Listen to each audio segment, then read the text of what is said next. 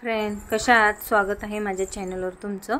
बघा, आता वर्षभर टिकण्यासाठी कच्च्या आंब्यांचं लोणचं किंवा कैरी म्हणा किंवा आंबे म्हणा कच्चे, आणि खूप छान होतं. आणि वर्षभर आपला आंब्याचं लोणचं टिकलं पाहिजे ह्यासाठी टिप्स सहित मी सांगितले आहे. बघा, आणि खूप छान होतं, मस्त होतं. आणि बुरशी येऊ नये ह्यासाठी आपण काय प्रयत्न करायचा आहे तेही मी सांगणार आहे.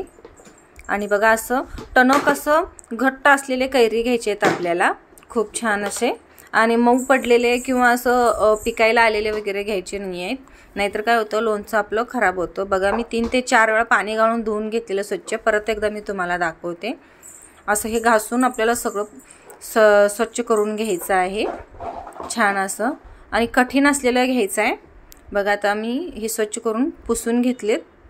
आणि ओलं पाण्याचा जरासुद्धा वापर करायचा नाही आहे, नाहीतर आपलं लोणचं बिघडलं जाईल किंवा खराब होईल. त्यामुळे पाण्याचा एक थेंबही इथं लागता गेला कामा नये. असं छान स्वच्छ पुसून घ्यायचे. बघा, आणि आता मी चॉपिंग बोर्डवर तुम्हाला कट करून दाखवते. आता इथं आपल्याला बघा ओळखायचा आंबा चांगला आहे की नाही. बघा, मी आता इतकं दाबून तुम्हाला दाखवते तरी कट होत नाही आहे, म्हणजे आंबा खूप आपला चांगला आहे. बघा, मी छान असं कट करून घेतले.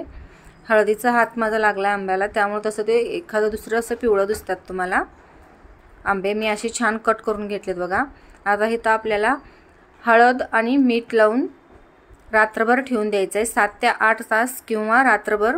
असं मीठ आणि हळद व्यवस्थित लागलं गेलं पाहिजे, असं झेलायचं आहे, जेणेकरून हलकं फुलकं असं व्यवस्थित सगळीकडं मीठ आणि हळद लागलं जातं आंब्यासनी. हातानं लावायचं नाही आहे किंवा हातानं मिक्स करायचं नाही आहे. काय होतं, हळद आणि मीठ आपल्या हाताला जास्त लागलं जातं आणि आंब्याला कमी लागलं जातं. त्यामुळं आता बघा, हे रात्रभर मी असं झाकून ठेवून देणार आहे. आणि ह्याला परत आणि मी वरती कापड एक झाकून ठेवणार आहे. बघा, आता सकाळी आपण बघतोय किती छान सगळं लागलं आहे. आणि बघा, साईडला पाणीसुद्धा आले, ते सगळं मिठाचं पाणी सुटलेलं आंब्याचं. आता हे पाणी आपण काढून घ्यायचं आहे दुसऱ्या भांड्यामध्ये.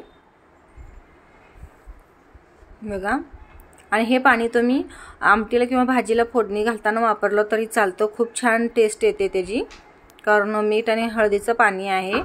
किंवा चपातीचं कणिक मळताना सुद्धा तुम्ही त्यासाठी वापरला तरी चालतं. आता हे स्वच्छ मी सगळं पाणी काढून घेतले. काय होतं, हळद आणि मीठ लावल्यानंतर आपण तसंच झाकून ठेवतो, ते दुसऱ्या दिवशी आपण तसंच वापरायला घेतो. त्यामुळे काय होतं, लोणच्याला बुरशी येते. इथं हे आहे, मी सांगते तुम्हाला ट्रिक. हे तसंच ठेवायचं नाही, हळदीचं पाणी ते काढून टाकायचं आहे. नाहीतर तुम्ही तसंच ठेवून त्यात सगळे आपले मसाले घातला आणि तेलाचं मोहन वगैरे घालून मिक्स करून ठेवला तर आंब्याला 15 दिवसात बुरशी येऊ शकते. त्यामुळे ते पाणी काढून टाकायचं असते. बघा, तर मी आता तेल गरम करून घेतले. गरम करून कोमट करून घ्यायचं आहे आणि मगच त्यात आपले बाकीचे मसाले घालायचे आहेत.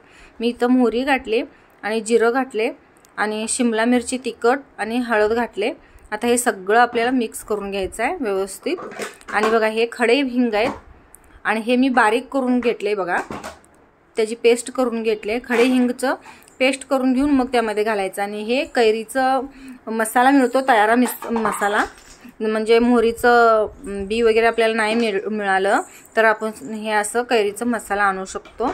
आता हे मी ह्यामध्ये ॲड केले. म्हणजे मग जवळपास अर्धा किलो आंबे आहेत ते, म्हणून मी 100 ग्रॅम 1 किलोला लागतं, 50 ग्रॅम बरोबर मापून घेतले मी ते मसाला कैरीचा. आता हे आपण सगळे आंबे ह्यात घालून घ्यायचे आहेत. व्यवस्थित सगळा मसाला लागला जाईल असं मिक्स करून घ्यायचं आहे. बघा, हे किती छान असं व्यवस्थित मिक्स करायचं आहे. पळीनंच आपल्याला मिक्स करायचं, हातानं करायचं नाही आहे, नाहीतर हाताला सगळा मसाला लागला जाईल आपला.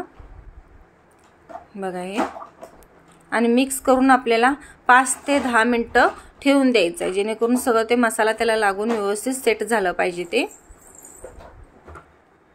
आणि जर कोण चॅनलला नवीन असेल तर लाईक, शेअर आणि सबस्क्राईब करून घ्या. अशाच रोज नवीन रेसिपी मी तुमच्यासाठी आणत जाईन. कच्च्या आंब्याचे किंवा पिकलेल्या आंब्याचे वेगवेगळे नवीन पदार्थ रोज तुम्हाला मी दाखवत जाईन. बघा, मी 5 ते 10 मिनटं झाकून ठेवले आणि त्याच्यानंतर मग मीठ परत घातले आणि व्यवस्थित मिक्स करून घेतले. बघा, हे आणि ही प्रोसेस खूप आपल्याला महत्त्वाची आहे.